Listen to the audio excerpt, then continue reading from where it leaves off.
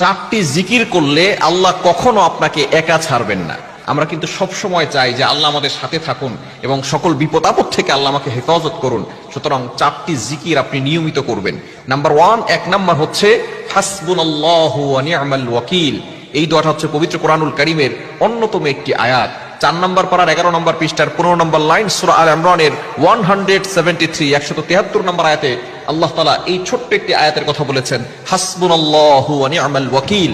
এই দোয়াটা আপনি নিয়মিত পড়ার চেষ্টা করবেন। 1 নম্বর আমলই হচ্ছে এটা হযরত ইব্রাহিম আলাইহিস সালাম যখন কঠিন বিপদে পড়েছিলেন, নমরুদ যখন তাকে আগুনে নিক্ষেপ করেছিল, তখন ইব্রাহিম আলাইহিস সালাম এই দোয়াটি পড়েছিলেন, হাসবুনাল্লাহু ওয়া নি'মাল ওয়াকিল। আমার রব আমার জন্য যথেষ্ট, আমার আল্লাহ আমার জন্য যথেষ্ট। ইব্রাহিম আলাইহিস সালামের এই দোয়ার বদৌলতে আল্লাহ পাক রব্বুল আলামিন সরাসরি আগুনকে অর্ডার করেছিলেন, কুলনা ইয়া নারু কুনি বারদাও ওয়া সালামান আলা ইব্রাহিম। হে আগুন, আমার ইব্রাহিমের জন্য তুমি শীতলময় ঠান্ডা হয়ে যাও। 40 দিন পর্যন্ত নমরুদ আগুনে নিক্ষেপ করেছিল ইব্রাহিম আলাইহিস সালামের, তাকে পোড়াবে তো দূরের কথা, একটা পশম পর্যন্ত আগুন জ্বালাতে পারে নাই। সুতরাং বোঝা যাচ্ছে বিপদে পড়লে, কঠিন বিপদে পড়লে যদি আপনি এই দোয়াটা পড়তে পারেন, হাসবুনাল্লাহু ওয়া নি'মাল ওয়াকিল, তাহলে আল্লাহ তাআলা বিপদ থেকে আপনাকে হেফাজত করবেন।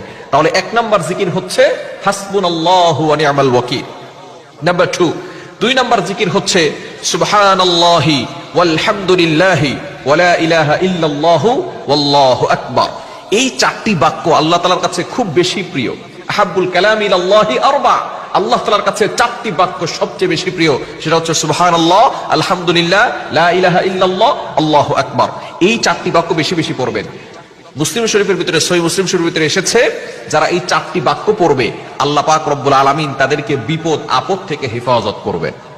সুবহানাল্লাহ বিহামদি। সুতরাং আপনি 5 ওয়াক্ত নামাজের পরে 10 বার করে হলেও এই দোয়াগুলো পড়বেন।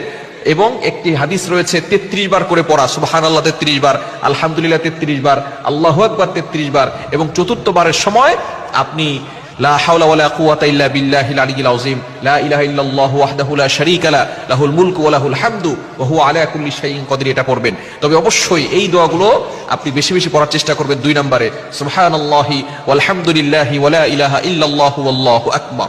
3 নম্বর আমল হচ্ছে লা হাওলা ওয়ালা কুওয়াতা ইল্লা বিল্লাহ। এই হাদিসটির খুবই গুরুত্বপূর্ণ ফজিলত রয়েছে। এই আমলটি যারা করবেন আল্লাহ তাআলা তাদেরকে বিপদ আপদ থেকে হেফাজত করবেন।